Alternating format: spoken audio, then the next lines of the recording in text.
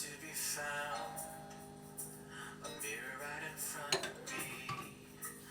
So I've been wanting to record some PS2 games, mostly because I've been on sort of a JRPG binge, and I thought might as well try to record some of my experience with them.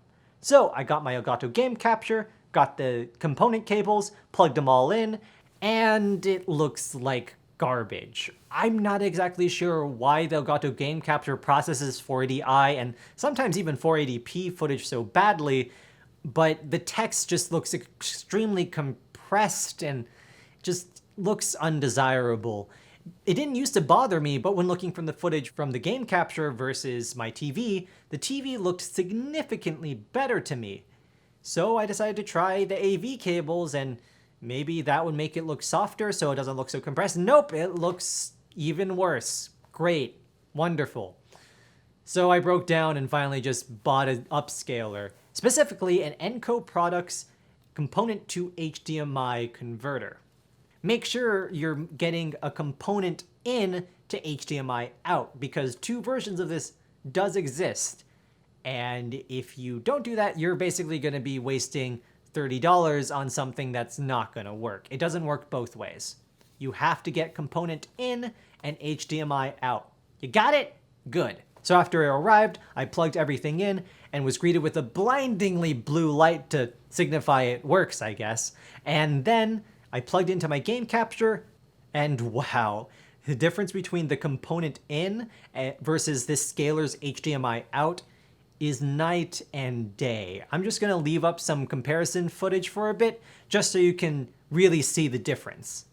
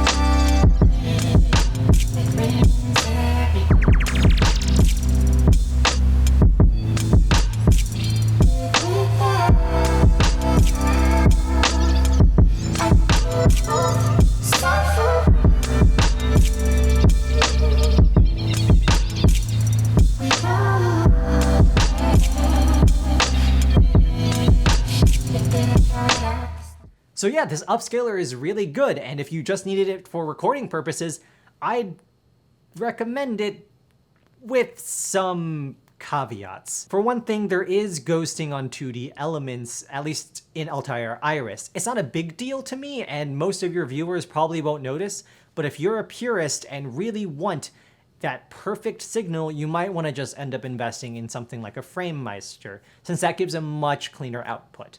But it's also $300, so, you know, pick your poison. A second minor issue is that the 720p doesn't work on this converter on my TV. It works on my other TVs, just not mine. It, for some reason, doesn't read it. The Elgato game capture does read it, however. So if you just care about that, like if you have an HD60S, then you probably will have no problems there.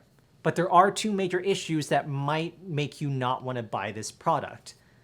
For one thing, 60p doesn't pass through into the game capture correctly. Even though it says the input is 1080p 60, the Elgato game capture keeps saying it's 720/30. And I know it's not an issue with my specific capture card because I've captured Wii U footage at 720/60, Nintendo Switch footage at 720/60. It's definitely an issue with this converter specifically. Another major issue is that everything recorded through this becomes 16:9 instead of 4:3, even if you set the console to 4:3. This has something to do with the upscaling process, and you can't really prevent it from happening. The footage you saw earlier, I had to conform in Premiere, and for me, that's really time consuming. I'm willing to do it because I think it provides a more accurate picture, but it would have been nice if I wouldn't have to do that for every single clip that comes out of this thing.